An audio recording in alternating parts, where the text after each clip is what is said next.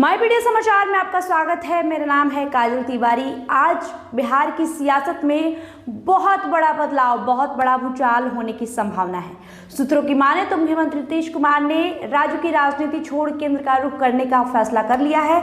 चर्चा यह है कि नीतीश कुमार राज्यसभा जाएंगे और अब बिहार की कमान भारतीय जनता पार्टी के हाथों में होगी। खबरें यह भी है कि आज ही केंद्रीय गृह मंत्री अमित शाह की मौजूदगी में नीतीश कुमार अपना नामांकन दाखिल कर सकते हैं। राज्यसभा चुनाव 16 मार्च को होना है और उसी दिन परिणाम भी घोषित किए जाएंगे। नीतीश कुमार के इस चौंकाने वाले फैसले के बाद बिहार का अगला मुख्यमंत्री कौन होगा, इसे लेकर कयासों का बाजार तेज है। कहा जा रहा है कि इस बार भाजपा का सीएम होगा।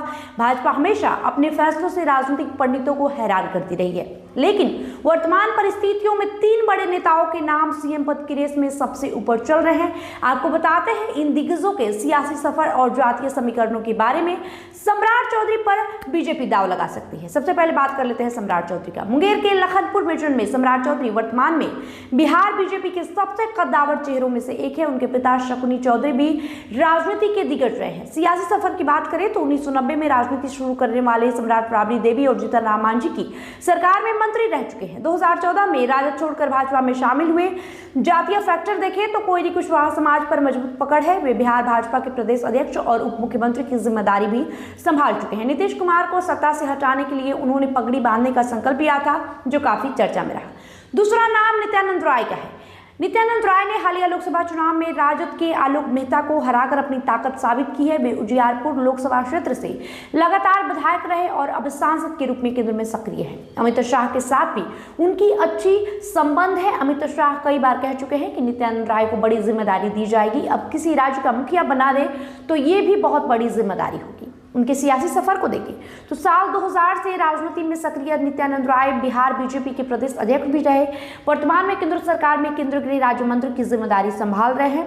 वहीं बीजेपी उन्हें राजद के पारंपरिक यादव वोट बैंक में संद लगाने वाले सबसे मजबूत विकल्प के रूप में देखती है। ओबीसी मतदाताओं के बीच उनकी स्वीकार्यता उन्हें सीएम पद का प्रबल दावेदार बनाती है। तीसरा नाम दिलीप जायसवाल का है। बिहार बीजेपी के वर्तमान अध्यक्ष डॉक्टर दिलीप जायसवाल भी इस दौर में शामिल है। खगड़िया मिशन में डॉक्टर जायसवाल की छवि एक साफ सुथरे और शिक्षित नेता की है। सियासी सफर की बात करें तो वे 22 वर्षों तक बिहार बीजेपी के प्रदेश कोषाध्यक्ष रहे हैं। नीतीश सरकार में मंत्री पद भी संभाल चुके हैं।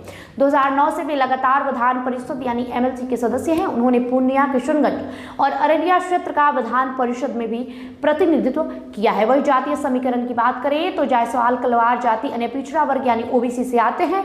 बीजेपी के संगठन में उनकी गहरी पैठ है। सीमांचल क्षेत्र में दिलीप जायसवाल की पकड़ भी काफी मजबूत है। वही अब नए समीकरणों की बात करें तो नीतीश कुमार के राज्यसभा जाने के फैसले से बिहार में एनडीए गठबंधन का स्वरूप पूरी तरीके से बदल जाएगा। अब देखना यह है कि 16 मार्च के बाद बिहार की बागडोर किसके हाथों में आती है और बीजेपी किस जाति कार्ड के जरिए 2025 के आगामी राजनीतिक सफर को तय करती है। बहरहाल आज का दिन में बेहद खास है, बेहद अहम है। आज हो सकता है कि नीतीश कुमार राज्यसभा पद के कैंडिडेट के रूप में अपना नॉमिनेशन जो है वो कर ले। बहरहाल इस वीडियो में इतना ही। बने रहे माईपीडी समाचार के साथ। वीडियो को लाइक करें, शेयर करें, हमारे यूट्यूब चैनल को भी सब्सक्राइब कर ले। बहुत बहुत शुक्रिया।